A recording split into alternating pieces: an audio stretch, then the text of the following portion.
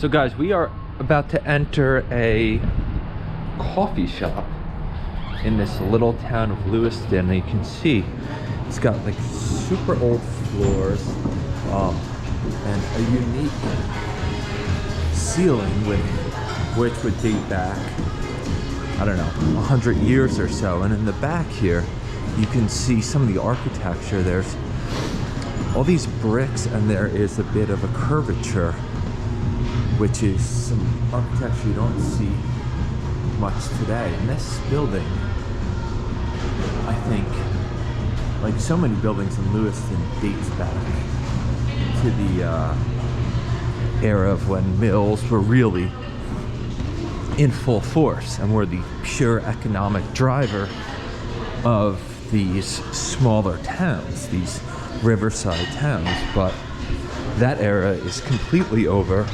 and there's been some economic, say, degradation of all these old mill towns. They've all collapsed economically, and they've had to revive themselves in some way, shape, or form. And this one has had tremendous economic freefall, but they have a bit of a safety net because they have Bates, which is a university, or it's a college. It's a small New England college with a wealthy student base and a large endowment.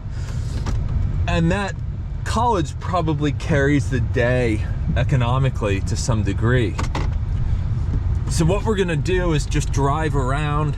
I randomly came here. I didn't even know what Lewiston was till I got here. And here I am. And when I arrived here, I was blown away at how not so pretty the city was.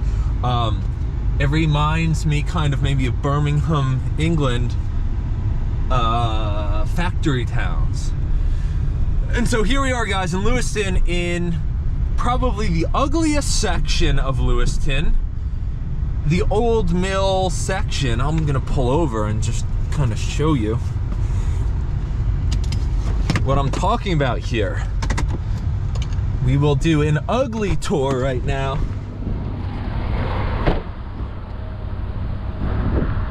This show you the river and then all these mills. So got the river here, and all these mills must have been paper mills.